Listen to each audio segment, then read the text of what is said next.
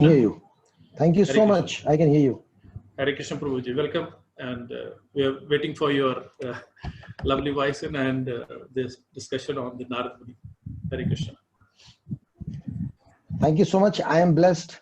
I am feeling so fortunate in front of you all. आप सबका बहुत बहुत धन्यवाद, आपने मुझे मौका दिया भगवान के एक शुद्ध भक्त नारद जी के बारे में कुछ बोलने का। मैं प्रयास करूंगा कि उनके जीवन के बारे में जो भी कुछ हम चर्चा करेंगे वो आप सबको आनंद प्रदान करे और मेरी शुद्धता के लिए हो। ओम नमो भगवते वासुदेवाय। ओम नमो भगवते वासुदेवाय। ओम नमो भगवते वासुदेवाय। हरे कृष्णा। तो आज हम लोग श्रीमद् भागवतम पहला स्कंद तीसरा अध्याय श्लोक संख्या 8 जो आपके स्क्रीन पे दिख रहा होगा, इसकी चर्चा करेंगे। तो आप भी मन में या अपने एंड पे आप दोहरा सकते हैं। तृतीयामृषि सर्गम वै देवर्षित्वमुपेत्य स तंत्रं सात्वतम् आचाष्ट नैष्कर्म्यं कर्मणां यत। शब्दार्थ में कह रहे हैं तृतीयम तीसरा, ऋषि सर्गम ऋषि सर्ग वै निश्चय ही, दैवर्षित्वम देवताओं में ऋषि का अवतार, उपेत्य स्वीकार करके, स उन्होंने, तंत्रम वेदों का भाष्य, सात्वतम विशेष रूप से भक्ति के लिए, आचष्ट संग्रह किया,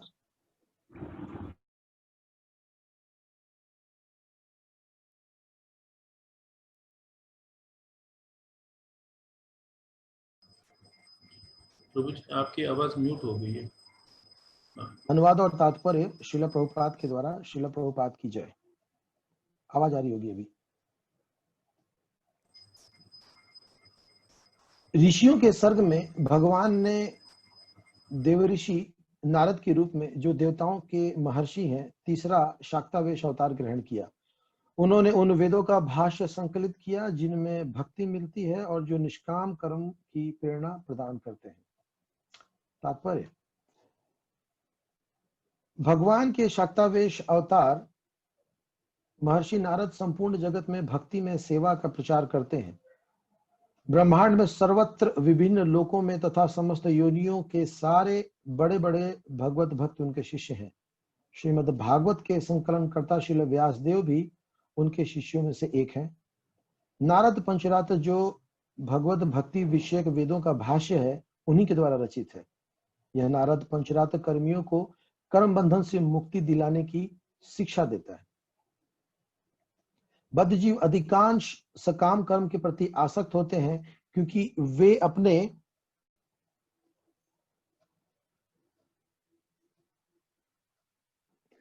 वे अपने श्रम द्वारा जीवन का आनंद भोगना चाहते हैं। यह सारा ब्रह्मांड समस्त योनियों के सकाम कर्मियों से भरा पड़ा है। सभी प्रकार की आर्थिक विकास योजनाएं इन कर्मों में सम्मिलित हैं, किंतु प्रकृति का नियम यह है कि प्रत्येक क्रिया की परिणामकारी प्रतिक्रिया होती है और कर्म करने वाले अच्छे या बुरे कर्म फल से बंधा होता है। अच्छे कर्म का फल तद अनुरूप भौतिक संपन्नता है, जबकि बुरे कर्म का फल तद अनुरूप भौतिक कष्ट होता है। फिर भी भौतिक दशाएं, चाहे वे तथाकथित सुख हो या दुख हो, अंततः दुख का ही कारण बनते हैं। मूर्ख भौतिकतावादियों को यह पता ही नहीं होता कि मुक्त अवस्था में शाश्वत सुख कैसे प्राप्त करना चाहिए। श्री नारद इन मूर्ख सकाम कर्मियों को बताते हैं कि किस तरह वास्तविक सुख प्राप्त करना चाहिए। वे संसार के रुग्ण मनुष्यों को निर्देश देते हैं कि किस प्रकार उनके वर्तमान पेशे से उनका आध्यात्मिक उत्थान हो सकता है।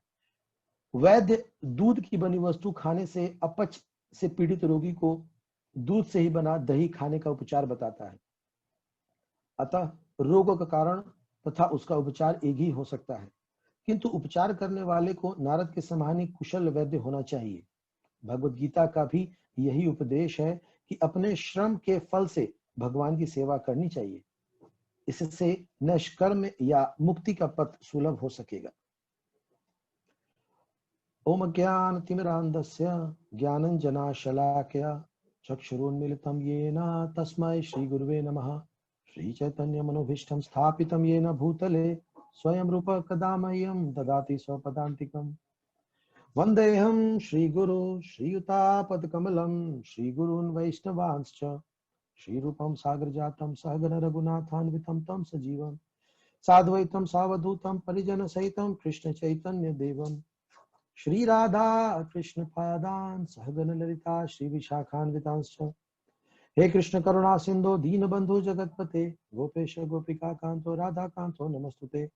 तप्त कांचन गौरांगी राधे वृंदावनेश्वरी वृषभानो सुते देवी प्रणमामि हरिप्रिये। वाञ्छाकल्पतरुभ्यश्च कृपा सिन्धुभ्य एव च पतितानां पावनेभ्यो वैष्णवेभ्यो नमो नमः।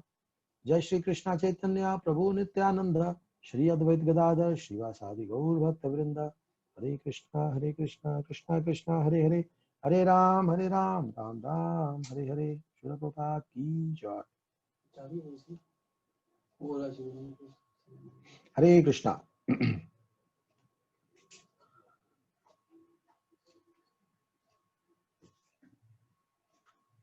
भौतिक संसार में हम मनुष्यों की जो प्रजाति 4 लाख की है, इसमें से 3 कैटेगरी के लोग होते हैं। एक वो जो नास्तिक प्रवृत्ति के होते हैं, दूसरे वो जो मिश्रित भक्ति करते हैं या मिश्रित श्रद्धा रखते हैं भगवान पे, और तीसरे वो जो भगवान के शुद्ध भक्त होते हैं। नास्तिक का मतलब वो लोग जो वेद शास्त्र साहित्य भगवान के द्वारा बताए गए जो भी पथ हैं उनको फॉलो नहीं करने वाले, जिसमें अधिकांशतः चोर उचक्के बदमाश या तथाकथित दार्शनिक ऐसे बहुत सारे लोग आते हैं जिनकी अपनी अपनी मनोधारणाएं होती हैं, तो वो शास्त्रों में रुचि नहीं रखते हैं और वो हमेशा भटके रहते हैं। Basically they are called एथिस्ट्स।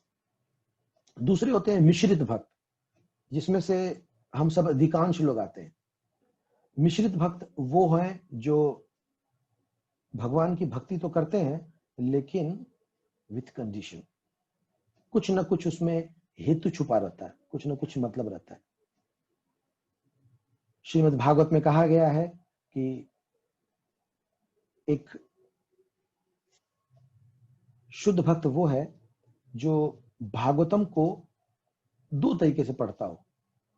एक है अनइंटरप्टेड और दूसरा है अनमोटिवेटेड। अनइंटरप्टेड का मतलब कि ये नहीं कि आजकल पढ़ा फिर बीच में छोड़ दिया, नहीं, नित्यम भागवत सेवया, लगातार पढ़ने वाला, तो फिर वो भगवान की तरफ अग्रसर होगा। और दूसरा अनमोटिवेटेड, कोई हेतु छुपा नहीं होना चाहिए।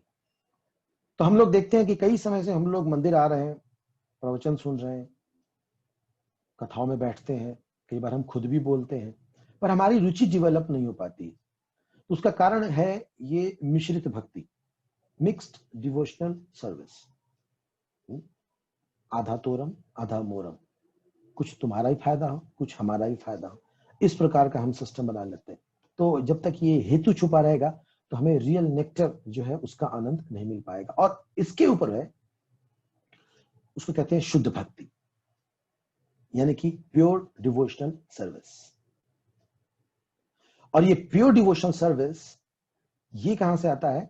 जब हमारे हृदय से, हमारी जो चित्त है, जहां से विचार उत्पन्न होते हैं, जिसके लिए हम लोग प्रतिदिन गाते हैं चेतो दर्पण मार्जनम, जो विचार उत्पत्ति केंद्र है हमारा हृदय चित्त, वो चेतना जब शुद्ध हो जाए तो जनरली क्या होता है कि हम लोग कुछ ना कुछ ऐसे काम करते हैं जिससे हमारे पाप खत्म हो जाते हैं, लेकिन ये पाप करने की प्रवृत्ति खत्म नहीं होती है। और ये पाप करने की प्रवृत्ति तभी खत्म होती है जब हमारी चेतना पूरी तरह शुद्ध होती है, और वो होगी शुद्ध भक्ति करके, प्योर डिवोशनल सर्विस अगर हम करते हैं तो।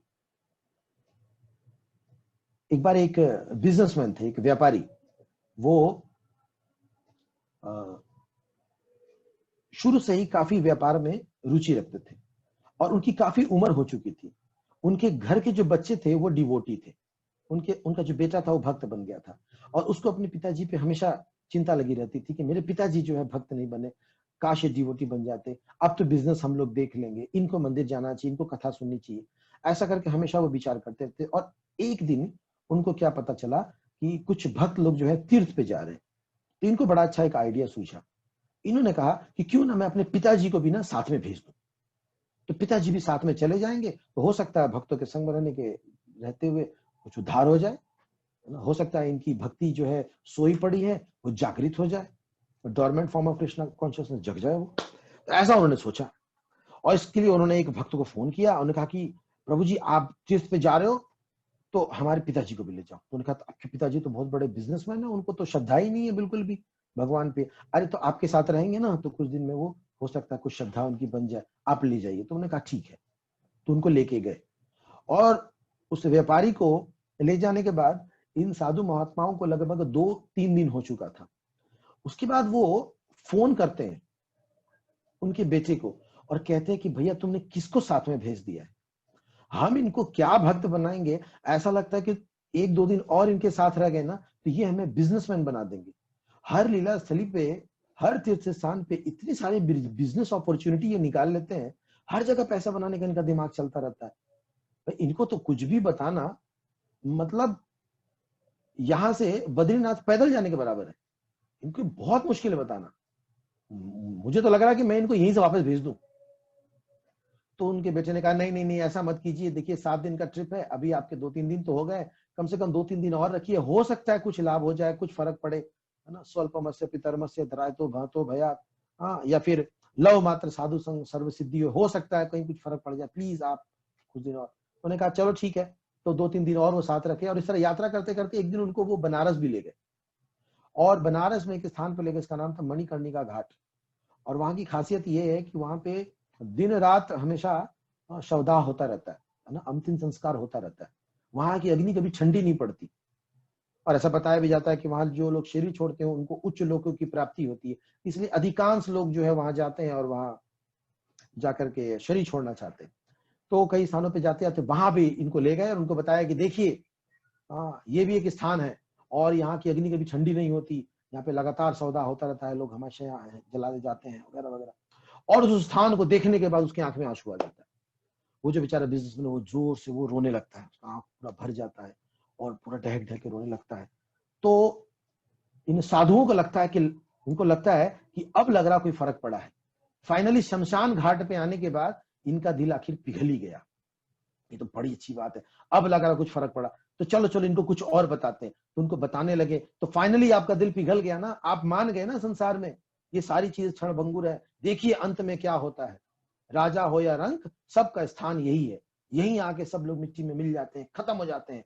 पंच भौतिक जो शरीर है हमारा वो 5 तत्वों में लीन हो जाता है। इस प्रकार बताते हुए हाँ हाँ।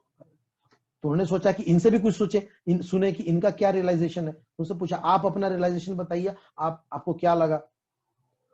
वो कहते हैं कि मैं इतना दुखी हूं अपने आप से। तो उनका क्यों, किस बात से दुखी है। वो कह रहे हैं कि मैं यहाँ पे जब से आया हूं और मैं देख रहा हूं यहाँ पे लाशें जलाई जा रही है। काश मैंने अपने कपड़े का व्यापार छोड़ के लकड़ी का व्यापार किया होता तो कितना मुझे मुनाफा होता। यहाँ पे लकड़ियों का कितना ज्यादा डिमांड है। मैंने तो अपना बिजनेस जो है यहाँ पे भी एक ब्रांच अपना खोलना चाहिए था। और वो साधु बोलता है कि भैया तुम यहाँ से अकेले ही वापस जाना, क्योंकि तुम्हारे को सुधारना बहुत मुश्किल है। तो इसको कहते हैं संस्कार। तो जब संस्कार बड़े डीप रूटेड होते हैं तो उनको सीधा करना आसान नहीं होता। तो साधारण सेशन से वो ठीक नहीं होते, उनको जरूरत पड़ती है किसी शुद्ध भक्त की शिक्षाओं की। तो ऐसी शुद्ध भक्ति प्रदान करने के लिए हम सबके बीच में नारद जी हैं, जो हमारे परंपरा से हैं। हमारा सौभाग्य है कि नारद जी हमारी परंपरा से, ब्रह्म मध्वा गौड़िया संप्रदाय से नारद जी। और नारद जी एकमात्र ऐसे व्यक्ति हैं जिन्होंने सबसे ज्यादा शिष्य बनाए। मतलब मुझे ये कहते हुए बहुत प्राउड होता है कि नारद जी हम सबके लीडर हैं। Is one of the senior most ब्रह्मचारी जो कि सबसे ज्यादा प्रचार प्रसार में लगे हुए हैं, नॉन स्टॉप लगातार तीनों लोकों में वो घूमते रहते हैं, यहां तक कि उनकी एंट्री तो आध्यात्मिक लोक में भी है। तो ये हमारे नारद जी हैं, और उनकी वीणा पे दिन रात भगवान का ही नाम जो वो गूंजते रहता है, और वही वो शिक्षा भी देते हैं सबको कि आप हरिनाम लीजिए, और हरिनाम लेके न कि सिर्फ पाप, बल्कि जो पाप करने की जो प्रवृत्ति है, जो डीप रूटेड संस्कार जो कि उस बिजनेसमैन के हृदय में बैठ गया था, उसको खत्म करेगा जब हम ऐसे शुद्ध भक्तों के दिए हुए जो संदेश है उनको हम सुनेंगे। तो नारद जी जो है कई सारे संदेश श्रीमद् भागवत में देते हैं और कई भक्तों को देते हैं। उनके माध्यम से कई भक्तों का जो है जीवन बदला है, और उन्होंने हर जगह हरि नाम को ही प्रोफेस किया है। सबको यही कहा है कि हरि नाम ही एकमात्र साधन है जिससे आपका चित्त शुद्ध हो सकता है, जिससे आपकी चेतना जो है वो पवित्र हो सकती है। इसलिए वो हमेशा हरि नाम लेने के लिए कहा, और जितने भी भक्तों को मिले सबको उन्होंने प्राय यही कहा है। तो ऐसे हमारे नारद जी ये प्रकट कहां से हुए, इनका इतिहास क्या है, ये भी श्रीमद् भागवत में ही आता है। अगर आप पहला स्कंद पढ़ेंगे तो वहां पे इनका थोड़ा सा वर्णन आता है। तो इनका वर्णन आता है, ये अपने बारे में खुद ही बताते हैं। पहले स्कंद के 5वें अध्याय और 6ठे अध्याय में ये खुद ही बताते हैं जब इनकी बातचीत वेद व्यास जी हो रही थी। तो वेद व्यास जी जो है वो नारद जी के शिष्य हैं। वैसे तो दोनों ही भगवान के अवतार हैं, लेकिन यहाँ पे उन्होंने उनका शरण लिया, वेद व्यास जी ने नारद जी का शरण लिया। तो वेद व्यास जी को नारद जी बताते हैं कि पूर्व जन्म में वो एक दासी पुत्र थे, और उनके घर में और कोई न होने के कारण उनकी मां जो है उनसे बहुत आसक्त थी, और मानो उन्हीं के लिए जी रही थी, और लोगों के यहाँ काम करती थी, और थोड़ा बहुत उससे जो भी कुछ इकट्ठा होता था अपने बेटे का भरण पोषण करती थी। और जब नारद जी 5 साल के थे, सिर्फ 5 साल के, तो ऐसा हुआ कि एक दिन उनके घर में 4 महात्मा आए, जिनको भक्ति वेदांत भी कहा जाता है। तो 4 भक्ति वेदांतास आए, और वो लोग बरसात के 4 महीने वहां पे रुके। हम जानते हैं कि जो सन्यासी होते हैं वो बरसात में ट्रेवल नहीं करते, कम से कम उस समय ऐसा था। तो ये चारों जो है उनके यहाँ रुके, और नारद जी ने उनकी बड़ी अच्छी सेवा की। श्रीमद् भागवत में मेंशन है कि इतनी सेवा की कि वो लोग इनसे बड़े प्रसन्न हुए, और इनके पाप जो भी कुछ थोड़े बहुत थे नारद जी के, उनके महाप्रसाद का सेवन करते ही खत्म हो गया। ये पर्टिकुलरली दिया हुआ है भागवत में कि ये पुण्य कम कैसे हुए, है ना। जैसे भगवत गीता में बताया जाता है, तेषाम अंतगतम पापम जननाम पुण्य कर्मणाम ते मोह निर्मुक्ता भजते माम दृढ़ व्रता। तो दृढ़ व्रत होकर कौन भजन कर सकता है जिसके पापों का समाप्ति हो चुका है। तो इनके पाप कैसे कटे थे, जो भी थोड़े बहुत इकट्ठे पाप थे, इनके पाप खत्म हुए उनकी उच्चिष्ट खा के, है ना। जैसे चैतन्य चरितामृत के अंत लीला 16वें अध्याय में बताया गया है कि भक्त पद जल, भक्त पद धूलि, भक्त भूत अवशेष, यही 3 महाबल, ये 3 महाबल है भक्तों के। तो उच्चिष्ट प्राप्त हुआ, उनके उच्चिष्ट को उन्होंने चखा, उसका आस्वादन किया, उनके सारे पाप जो है खत्म हुए। और 4 महीने तक उनकी चरण सेवा की, उनके वस्त्र साफ किए, उनके लिए रहने की व्यवस्था करते, उनके लिए भोजन की व्यवस्था करते, और वो रात में सो जाते तो उनके पास बैठते, वो कथाएं सुनाते, और ऐसे 4 महीने तक इनको कंडेंस्ड एसोसिएशन मिला। और इस कंडेंस्ड एसोसिएशन से गाढ़े संघ समागम के बाद जब वो चले गए, तब इन्होंने क्या किया कि उनकी बताई हुई जो शिक्षाएं थी उनका ये स्मरण करते थे। और एक दिन क्या हुआ कि इनकी माता जब गाय का दूध दोहने जा रही थी, उसी समय क्या किया कि सांप ने उनकी माता को काट लिया, और उनकी जो मां थी एकमात्र सहारा, उनका निधन हो गया। लेकिन एक बार भी ये दैव को या भगवान को या विधाता को कोसे नहीं कि क्या आपने, मतलब वैसे तो सब कुछ ले लिया है, हमारी मां बची थी उनको भी आपने ले लिया, नहीं, उन्होंने ऐसा नहीं किया। बल्कि उन्होंने ये कहा कि शायद भगवान का इसके पीछे कोई बहुत बड़ा संदेश रहा होगा, उनकी कोई प्लानिंग रही होगी, ऐसे ही उन्होंने कहा। और उसके बाद वो उत्तर की ओर चल पड़े। अब उत्तर की ओर मतलब कि हिमालय की ओर। और क्यों उत्तर की ओर ही गए, क्योंकि जो उनको शिक्षा देने वाले लोग थे वो उधर ही गए थे, और उन्हीं के पद चिन्हों पे ये चले। और जब ये जा रहे थे तो रास्ते में इनको कई प्रकार चीजों का सामना भी करना पड़ा। उत्तर की ओर जा रहे हैं मतलब कि तपस्या की ओर जा रहे हैं, और अगर कोई तपस्या करने जाता है तो आसानी से वो नहीं जा सकता, है ना? कुछ ना कुछ चीजों का, कुछ न कुछ चुनौतियों का उनको सामना करना पड़ता है। तो जब वो जा रहे थे तो उनको ऐसे ऐसे पर्वत मिले जहां पे एक से बढ़कर एक मणि और जवाहरात और बहुत ही कीमती कीमती जो चीजें थी, वो दुर्लभ दृश्य वो प्राप्त हो रहा था। तो देख के वो बड़े आश्चर्य हुए, लेकिन रुके नहीं। रास्ते में वो नगर आदि ग्राम वगैरह भी पार किए, लेकिन वहां पे भी लोगों को देखने के बाद वो रुके नहीं, चलते गए। और यही नहीं, उनको काफी कष्ट भी हुआ। नारद जी को रास्ते में और भी कई प्रकार के कष्ट आए, लेकिन उन कष्टों से भी नहीं घबराए। यानी कि भगवान उनको हर प्रकार का उनका टेस्ट ले रहे थे।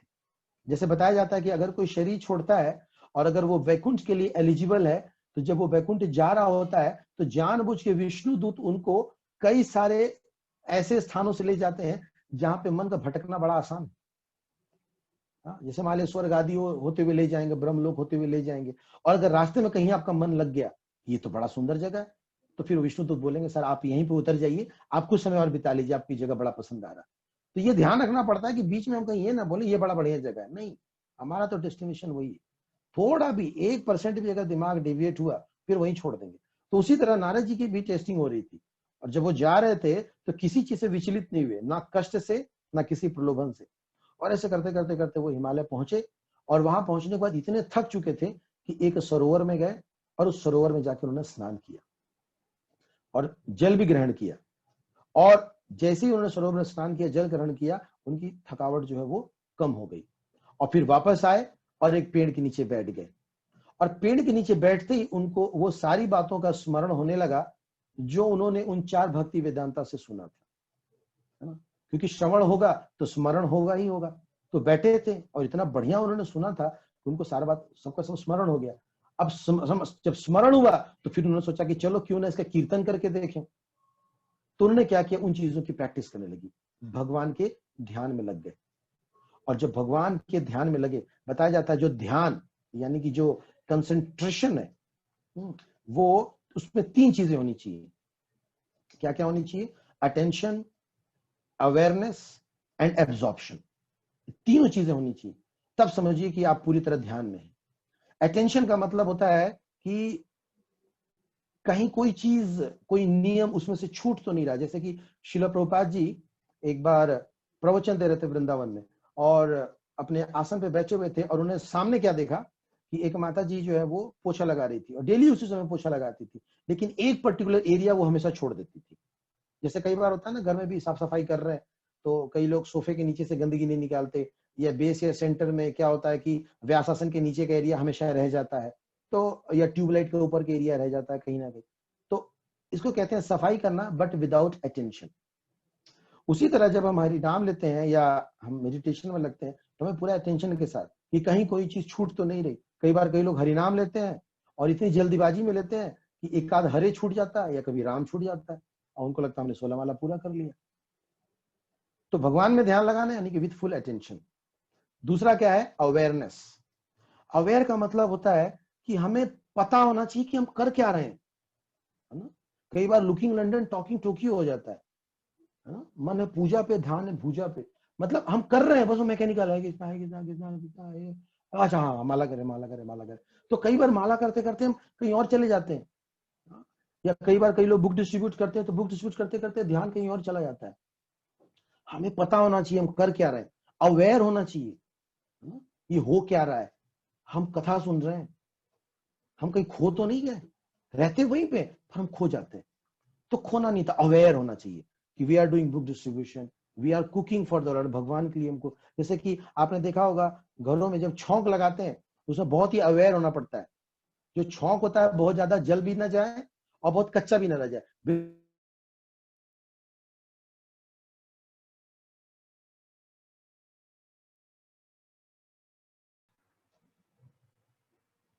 हरे कृष्णा। तो जैसे मैं बता रहा था कि जो छौंक वाला एपिसोड में बता रहा था कि बिल्कुल राइट टाइम पे छौंक को डाला जाता है, ना लेट और ना पहले। तो तभी व्यक्ति कर सकता है जब वो अवेयर हो कि कर क्या रहा है। वो लेके खड़ा रहेगा तो छौंक फिर तो जल ही जाएगा, वो सारा जीरा आपका जल गया। तो अवेयर होना चाहिए। तो नारद जी अटेंशन में थे पूरे, और पूरे अवेयर भी थे कि वो कर क्या रहे हैं। और तीसरी और मोस्ट इंपॉर्टेंट चीज, ही वॉज कंप्लीटली एब्जॉर्ब्ड, वो पूरी एब्जॉर्प्शन में थे।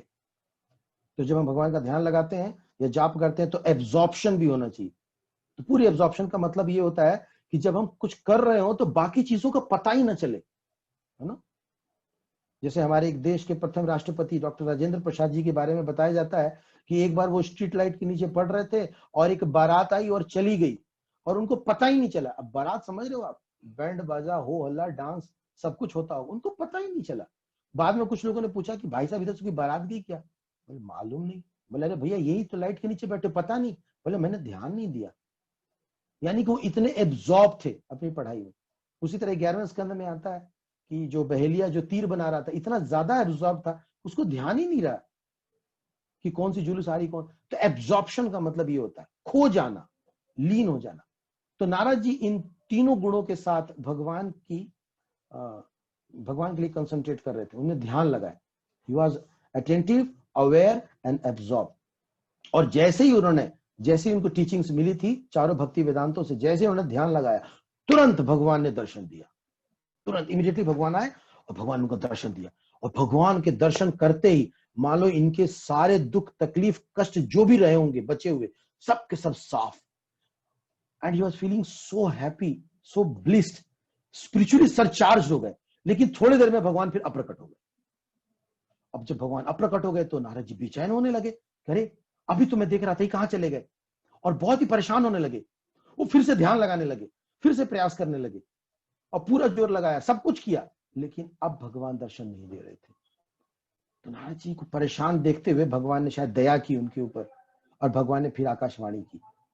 भगवान ने कहा कि नारद अब तुम कितनाओं प्रयास कर लो, अब तुम मुझे दोबारा नहीं देख पाओगे। अब क्या है ना कि जितना रिचार्ज कराए उतनी की ना बात टॉक टाइम मिलेगा, तुम्हारा रिचार्ज खत्म हो गया। छोटा रिचार्ज था 10 रुपए वाला। मतलब कि तुम्हारी जो करंट भक्ति है ना अभी इतनी ही थी, इसलिए मेरे दर्शन हुए। अब थोड़ी आपको भक्ति पूरी करनी होगी। तो जब हम लोग नए नए जुड़ते हैं तो हम लोगों को भी ये टेस्ट मिलता है थोड़ा सा। तो उसके दो कारण होते हैं खत्म होने के। एक, कहीं ना कहीं हम जाने अनजाने में अपराध कर बैठते हैं, इसलिए वो टेस्ट चला जाता है। या फिर एक कारण ये भी होता है कि भगवान वो टेस्ट थोड़ा सा भक्तों को दे देते कि देखो हरे राम हरे कृष्णा में कितना आनंद है, फिर बाद में ले लेते हैं। क्यों? ताकि तुम थोड़ा और मेहनत करो, इतना आसानी से थोड़ी ना मैं तुम्हें मिल जाऊंगा। तो नारद जी चूंकि भगवान के शुद्ध भक्त थे, उन्होंने ये नहीं किया कि अरे मैं जाओ ठीक है तुम दर्शन नहीं दे रहे, मैं भी घर जा रहा हूं, बहुत हो गया तुम्हारा। नहीं, उन्होंने क्या किया, उन्होंने संकल्प किया ठीक है प्रभु हम भी पूरा सेशन लेकर आए हैं अपने गुरुओं से और हम आपके लिए भजन करेंगे। और वो फिर हरिनाम में लग गए और इस प्रकार से हरिनाम में लगे। और हरिनाम पूरे बाकी का जो उनका जीवन था उन्होंने भगवान के लिए हरिनाम लेते रहे। और हरिनाम लेते लेते अंत में चूंकि उनका कोई मैटेरियल अटैचमेंट नहीं था, ही वॉज कंप्लीटली डिटैच्ड और बहुत ही कोई आसक्ति नहीं थी, तो इस कारण से उन्होंने अंत में ये शरीर त्यागा। और इस शरीर को त्यागने के बाद उनको आध्यात्मिक शरीर प्राप्त हुआ और आध्यात्मिक शरीर प्राप्त होने के बाद वो नारद जी बने, यानी कि नारद जी के रूप में आए। तो ये कथा वास्तव में नारद जी अपनी ही कथा सुना रहे हैं। किसको सुना रहे हैं? वेद व्यास जी को। और कब ये कथा सुना रहे हैं? आखिर जरूरत क्या पड़ गई? असल में जरूरत ये पड़ी कि 5वें अध्याय में आता है जब वेद व्यास जी सारे वेद उपनिषद पुराण, यहां तक कि उन्होंने भगवत पुराण भी लिख डाला था, लेकिन कहीं पे भी इतना सारा काम करने के बाद वो संतुष्ट नहीं थे। बहुत ही ज्यादा लग रहा था कि अंदर से कहीं कुछ कमी रह गया हो।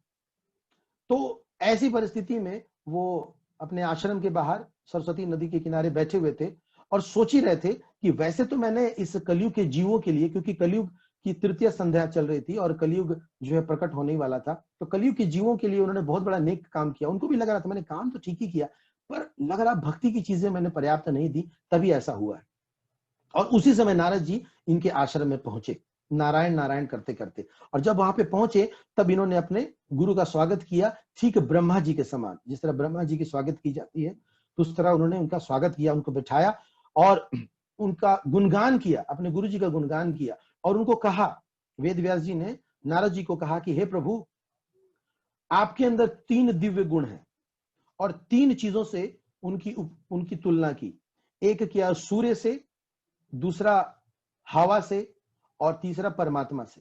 उन्होंने कहा सूर्य हमारे जितने प्लैनेटरी सिस्टम है वहां पे वो अपना प्रकाश देता है, यानी कि लोगों की अज्ञानता को दूर करते हैं, जैसे कि आप लोगों की अज्ञानता को दूर करते हैं। दूसरी तुलना उन्होंने की हवा से। हवा यानी कि हर प्लैनेट के अंदर घुस जाता है। उसी तरह आप हैं, आप कहीं भी किसी के में घुस जाते हैं, चाहे वो मित्र हो या शत्रु हो, चाहे वो कंस का दरबार हो या फिर भगवान श्री कृष्ण का दरबार हो, कहीं भी आप पहुंच सकते हैं। और तीसरी तुलना उन्होंने की उनकी परमात्मा के रूप में कि आप तो परमात्मा के समान है, न कि सिर्फ प्लैनेटरी सिस्टम, न कि पर्टिकुलर ग्रह, बल्कि आप लोगों के हृदय में भी घुस जाते हैं। अब चूंकि आप लोगों के हृदय में घुस जाते हैं तो आप मेरे हृदय में भी घुस के बताइए कि मैंने ये सब जो लिखा है इसके बावजूद मुझे संतुष्टि क्यों नहीं मिल रही। तो नारद जी ने थोड़ा सा कमेंट मारा वेद व्यास जी के ऊपर। उन्होंने कहा कि वैसे तो तुमने काम बहुत बड़ा किया है और सारा दिमाग लगा लिया, पूरा शरीर भी लगा लिया, क्या इससे संतुष्ट नहीं हो? मानो वो ये कह रहे हैं कि आध्यात्मिक जो चीजें हैं वो शरीर मन बुद्धि से नहीं होने वाला, उसके लिए आत्मा का प्रयोग करना पड़ेगा। तब उन्होंने वेद व्यास जी की जो समस्या थी उसका डायग्नोसिस किया और 2 मूल कारण बताए, 2 मूल कारण कि क्यों उनको संतुष्टि नहीं हुई। तो पहला मूल कारण उन्होंने ये बताया कि आपने ये जो वेदास लिखे हैं, ये वेदास किस लिए हैं? ताकि मनुष्य जो है इस संसार में जिए कैसे, उसके जीने का तरीका उसमें लिखा हुआ है ना। हर किसी का अलग अलग धर्म बताया गया, लेकिन उन्होंने ये लिखा कि आपने दिल खोल के नहीं लिखा भगवान के बारे में, विस्तार से, जैसे कहते हैं ना पेट भर के आपने भगवान के बारे में। जैसे प्रभुपाद जी के ग्रंथ पढ़िए, आप कृष्णा बुक पढ़िए, आपको लगभग हर जगह कृष्णा कृष्णा कृष्णा, परम पुरुषोत्तम भगवान श्री कृष्ण, कृष्ण भावना अमृत, हर जगह आपको ये शब्द मिलेगा। तो प्रभुपाद जी जो है भरपूर भगवान की जो है चर्चा की है, लेकिन वेद व्यास जी ने कहा कि आपने ये काम नहीं किया है। और दूसरा उन्होंने कमी क्या बताया कि आपके साहित्य में दूसरी कमी ये है कि आपने धर्म, अर्थ, काम और मोक्ष इस पे बहुत ज्यादा बल दे दिया है। इतना ज्यादा बल देने की जरूरत नहीं है। क्यों? क्योंकि ये फ्लावरी वर्ड्स हैं शास्त्र के, और शास्त्रों के जो फ्लावरी वर्ड्स हैं लोगों को क्या करते हैं? अपनी ओर आकर्षित करते हैं, और लोग इसी चक्कर में रह जाएंगे। वो धर्म अर्थ काम मोक्ष, धर्म अर्थ, इसी चक्कर में रह जाएंगे। फिर शुद्ध भक्ति कब करेंगे वो? तो खुल के बताओ भैया। तो जब इन बातों को उन्होंने बताया तब उन्होंने कुछ और भी उदाहरण दिए। और क्या उदाहरण दिए? उन्होंने कहा कि जिन लोगों ने भक्ति के विषय, भक्ति के सिद्धांतों को अच्छी तरह समझा है और बाकी चीजों को इग्नोर किया है, उनका कोई लॉस नहीं हुआ। और उस समय उन्होंने तब अपनी ही कथा सुनाई। उन्होंने कहा कि जैसे मुझे देखो, मुझे भक्ति, जो भक्ति की चीजें हैं वो मुझे बताई गई और मेरा जीवन सुधर गया। और उसके बाद तब उन्होंने ये कथा बतानी शुरू की थी कि किस तरह मैं एक दासी पुत्र था और मेरे घर में 4 भक्ति वेदांत आए थे। तो ये चर्चा श्रीमद् भागवत के सबसे पहले स्कंद के शुरुआती अध्याय में ही है। बल्कि भगवत पुराण में जो सबसे पहली अगर किसी की स्टोरी आती है विस्तार से, तो नारद जी की स्टोरी आती है, जो कि वो अपने मुख से ही बताते हैं। और उस पूरी कथा में एक ही चीज को हाईलाइट किया गया है, वो है शुद्ध भक्ति को। शुद्ध भक्ति, उसमें अन्य कोई अभिलाषा नहीं है ना। अन्य अभिलाषिता शून्यम ज्ञान कर्मा अनावृतम अनुकूल है ना कृष्ण, जो कृष्ण के अनुकूल है, बस उन्हीं चीजों को हाईलाइट किया। तो जो नारद जी हैं वो भक्ति के आचार्य हैं। उनका पूरा जीवन भक्ति बांटने में ही रहा और सबको वो भक्ति ही उन्होंने दिया है। इसलिए हम सब कहते हैं कि we are very very proud that Narad ji comes in our line of successor. जो हमारे जो पूर्ववर्ती आचार्यों की जो लिस्ट है उसमें नारद जी भी आते हैं। और ना ही वेद व्यास बल्कि और भी बहुत सारे जितने भी लोग हैं उन सबको नारद जी ने रास्ता दिखाया। जैसे कि ये तो भागवतम की बात करेंगे या महाभारत की हम लोग बात कर रहे हैं, लेकिन अगर आप रामायण देखेंगे तो जो रामायण के रचयिता हैं उनको भी ट्रैक पे लाने का काम नारद जी ने किया। नारद जी ने ही उनके समक्ष गए, और उस समय जो वाल्मीकि जी थे वो एक डाकू थे, रत्नाकर डाकू के नाम पे फेमस थे वो। और वो क्या करते थे? लूटपाट का कार्य करते थे। उनके जीवन का बस एक ही लक्ष्य था, लूटपाट करना। तो एक दिन नारद जी पकड़े गए। अब पकड़े क्या गए, मतलब पकड़वा दिए अपने आप को ही। और नारद जी को पकड़ लिया रत्नाकर डाकू ने और चेक करने लगा। अब नारद जी के पास तो कोई पॉकेट तो है नहीं कि अंदर कुछ माल पानी रखे, पॉकेट तो है ही नहीं उनके पास, ले देके के बीना था और तो कुछ था ही नहीं। तो मान लो इस डाकू की बोहनी खराब हो गई हो, नाराज हो गया, पता नहीं कहां से सुबह सुबह सब चले आते हैं, पूरा धंधा खराब कर दिया, नाराज हो रहे थे वो। तो नारद जी कहते क्यों इतने दुखी होते हो, क्या तुम इतने दिनों से ये कार्य कर रहे हो, अभी तक तुम्हारा पेट नहीं भरा इनसे करने को। तो वो नारद जी को कहते हैं मुझे उपदेश मत दीजिए, है ना, आप चले जाइए यहां से। उन्होंने कहा कि मैं आपको उपदेश नहीं दे रहा हूं, मैं तो आपके सुख का रास्ता ढूंढ रहा हूं, आप ये सब इसीलिए करते हो ना ताकि आप सुखी हो जाओ, लेकिन आपको पता है ये जो कर्म आप कर रहे हो, इस कर्म से उल्टे आप दुखी होते जाएंगे। मतलब क्यों दुखी होगा, मतलब क्योंकि इस कर्म का जो प्रयोजन है ये आपको नरक लेके जाएगा और इसमें कोई आपका साथ नहीं देगा। तो उन्होंने कहा कि कोई साथ नहीं देगा मतलब उन्होंने कहा कि आप जाइए जाके पता कर लीजिए अपने घर वालों से, वो कोई आपके साथ नहीं देने वाले। उन्होंने कहा कि नहीं ऐसा कैसे, भाई मैं ये काम कर रहा हूं तो इसमें हिस्सा उनका ही बनता है ना। तो नारद जी ने कहा ऐसा आपको लगता होगा, आप जाके एक बार उनसे बात तो कर लो। उन्होंने कहा कि मैं कहीं नहीं भाग रहा, तुम्हारे स्टाफ यहीं पे हैं, मुझे पकड़े रहेंगे, तुम जाके बात कर लो।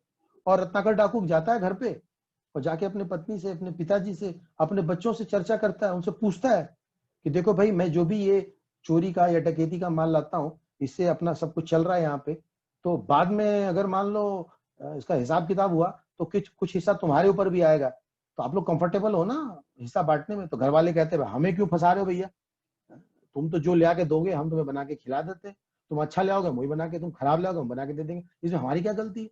सबने हाथ खड़े कर लिए, उनकी पत्नी ने, बच्चों ने, वो जो पिताजी तो उन्होंने भी हाथ खड़े कर लिए ना। तो नारद जी की इन बातों को सुन के उनकी तो आंखें खुल गई, भागा भागा वापस गया, शरणागति हो गए वो, उनको बातें समझ में आ गई। तो नारद जी जो है रूट लेवल से सॉल्व करते हैं, एकदम बूट सेक्टर लेवल से सॉल्व करते हैं प्रॉब्लम को। और उनको कहा कि वास्तव में तुम अपना उद्धार करना चाहते हो तो तुम भगवान का नाम लो। अब उसने इतने पाप किए थे कि भगवान का नाम ले बेचारा कहां से, है ना। जैसे मैंने बोला ना कि जब तक पापों का अंत ना हो जाए तब तक हरिनाम लिया नहीं जाता। उनको बोला कि तुम राम नाम लो, राम बोलो, और राम बोले तो बोलता है हमसे, हम तो मारते थे, हम तो मरा बोल सकते। उन्होंने कहा तुम मरा मरा बोलो, तो मरा मरा मरा मरा मरा बोलते बोलते तो मुझसे राम नाम आया। और आगे चल के वही एक बहुत महान ऋषि बने और वाल्मीकि के रूप में उन्होंने रामायण की रचना की, ब्रह्मा जी की कृपा से, नारद जी की कृपा से। तो उनके जीवन को भी बनाने वाले हमारे नारद जी ही थे। और उसके बाद देखिए कितने सारे राम भक्त बने, है ना। बाद में फिर तुलसीदास जी भी आए, उनके द्वारा भी कितने राम भक्त बने। उसी तरह एक और बदमाश व्यक्ति था, उसका नाम था मृगारी, उसके बारे में भी अक्सर कथा आती है नारद जी के साथ। ये तो इस रत्नाकर डाकू से भी ज्यादा बदमाश था। ये तो पूरी तरह मारता भी नहीं था, आधा हल्का सा रेत के छोड़ देता था, है ना, तड़पते रहते थे, ये उसका काम था। और उसको बड़ा मजा आता था देखते हुए तड़पते हुए। तो नारद जी ने कहा कि अरे भाई तुम्हें अगर मारना है तो उसको अच्छी तरह मार दो, एक बार में ही झटका, ये हलाल क्यों कर रहे हो उसको, बेचारे को तड़पा रहे हो इस तरह। तो कहता बड़ा मजा आता है। बोला ये सब करना क्या तुम्हें शोभा देता है। बोला शोभा ना शोभा ये तो मुझे नहीं पता, ये तो हमारा फैमिली बिजनेस है, हम लोग तो शुरू से यही सब करते हुए आ रहे हैं, ये तो हमारी रोजी रोटी है, अगर हम ये नहीं करेंगे तो हमारा धंधा चलेगा कैसे। तो नारद जी ने बताया कि ऐसा सोचना गलत है। हमें से कई लोग ऐसा सोचते हैं कि हम जो काम कर रहे हैं बस यही एकमात्र साधन है, अगर ये नहीं होगा तो क्या होगा। नहीं, ये कूप मंडूप वाली बुद्धि है, ऐसा नहीं है। जो भगवान के भक्त होते हैं वो जानते हैं कि किसकी व्यवस्था भगवान कहां कैसे किस रूप में कर देंगे, कोई नहीं जानता। मृगारी को कहा कि तुम हरिनाम लो ना, तुम हरिनाम लो, तुम्हारी जितनी भी इच्छाएं सारी की सारी पूरी हो जाएंगी, चिंता क्यों करते हो, हरिनाम लो, भगवान का नाम लो। तो उन्होंने कहा कि मैं अगर भगवान का नाम लूंगी मेरी सारी इच्छाएं पूरी हो जाएंगी। बोले बिल्कुल पूरी होंगी। और उन्होंने कहा कि ठीक है आप कह रहे हैं। अब चूंकि नारद जी की बातों में शक्ति तो थी तो उन्होंने हरिनाम लेना शुरू किया। जब उन्होंने हरिनाम लेना शुरू किया और कई दिनों तक वो हरिनाम लेते रहे, भगवान का नाम लेते रहे, अब उसकी खबर जो चारों तरफ फैल गई, जितने अगल बगल के गांव थे सब जगह पता चला कि मृगारी जो कि इतना बड़ा बदमाश व्यक्ति था वो तो संत बन गया है, वो तो हरिनाम ले रहा।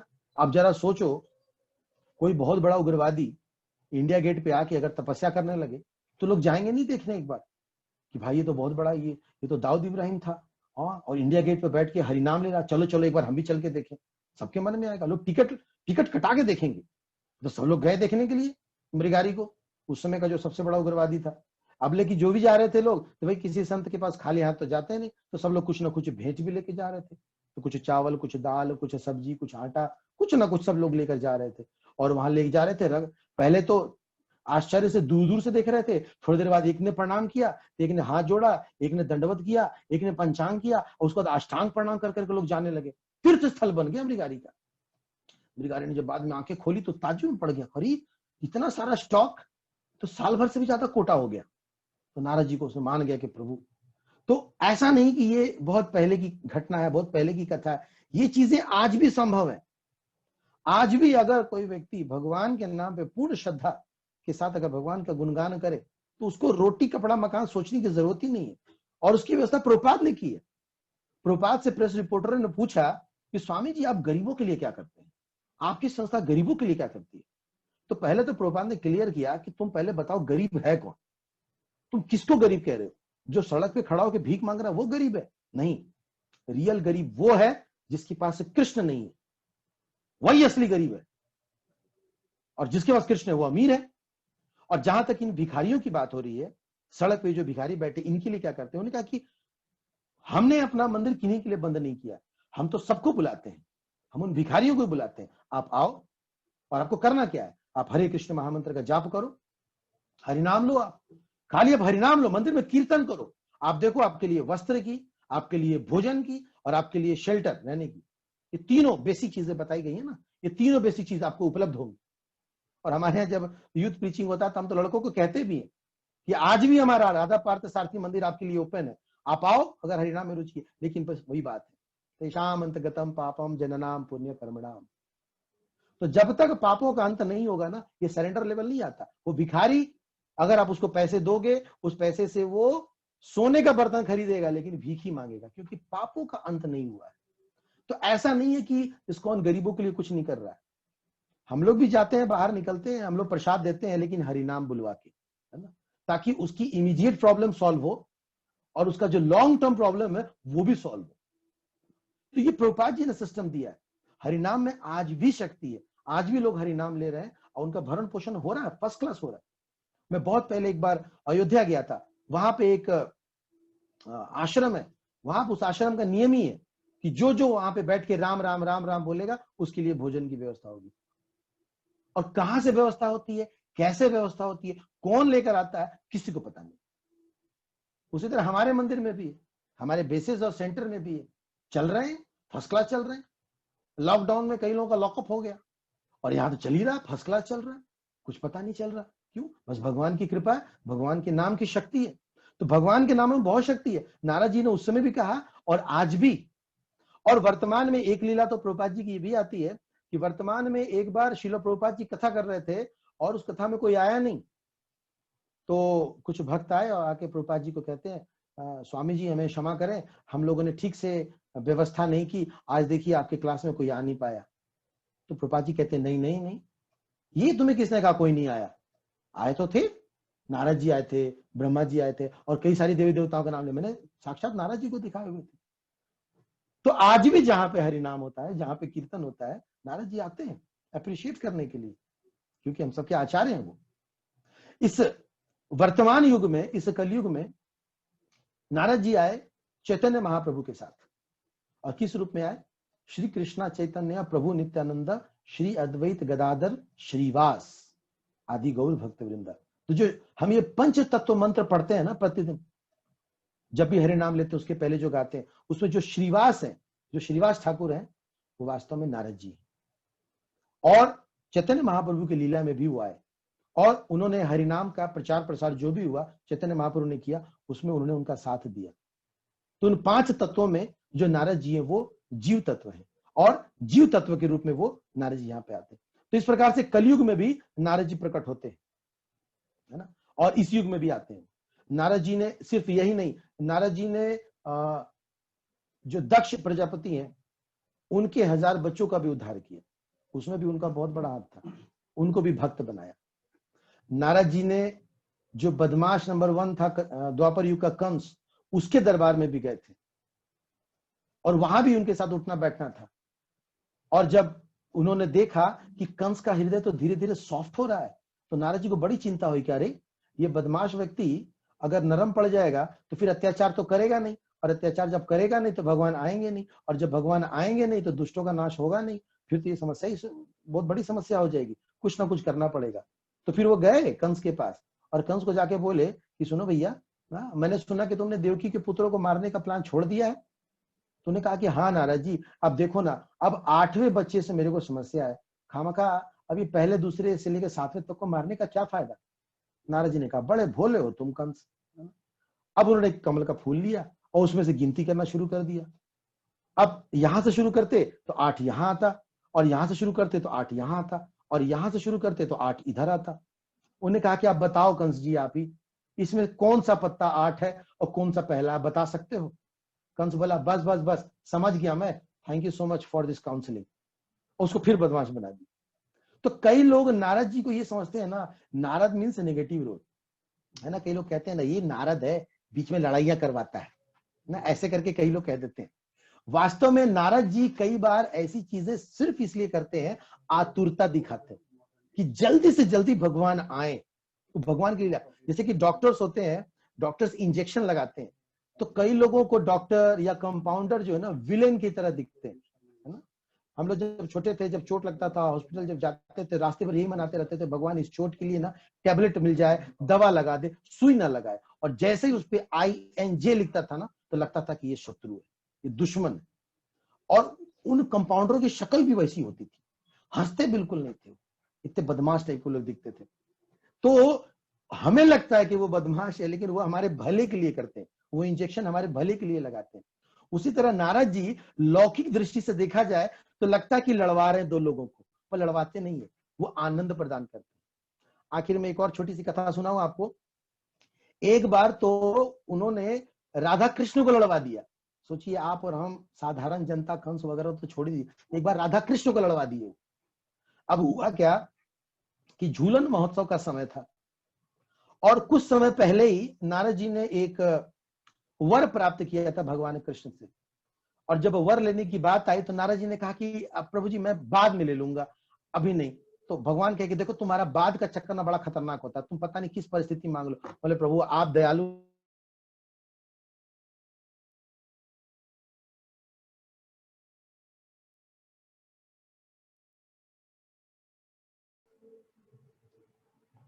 हरे कृष्णा, रिकनेक्टेड। तो नारद जी ने कहा कि मैं वो वर बाद में ले लूंगा।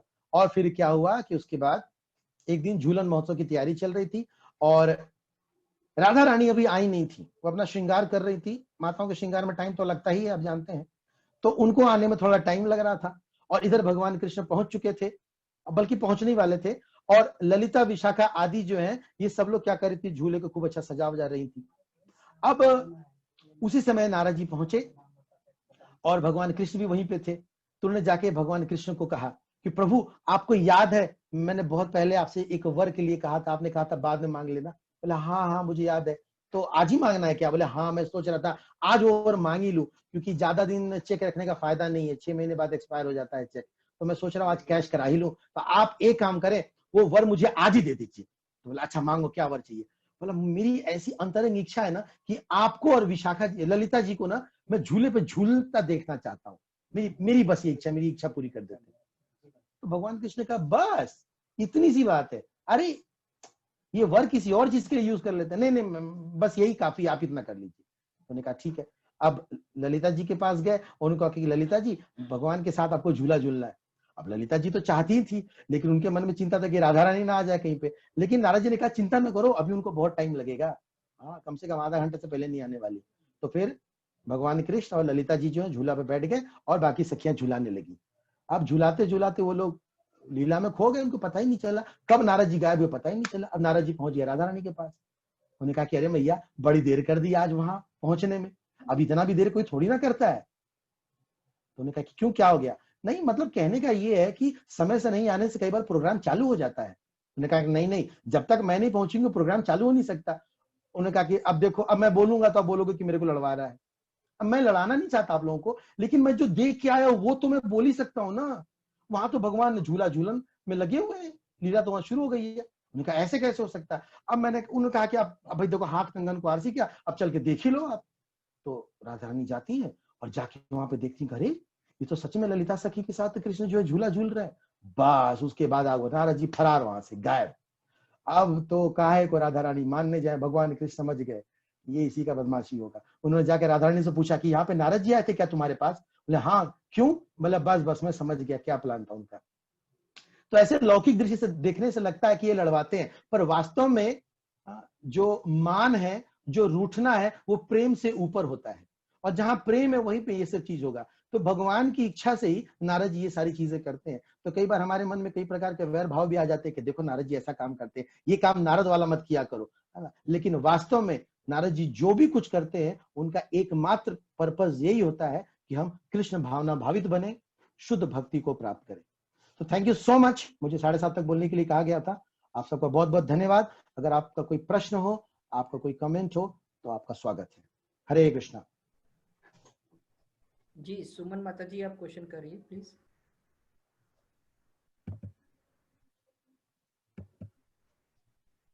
हरे कृष्णा।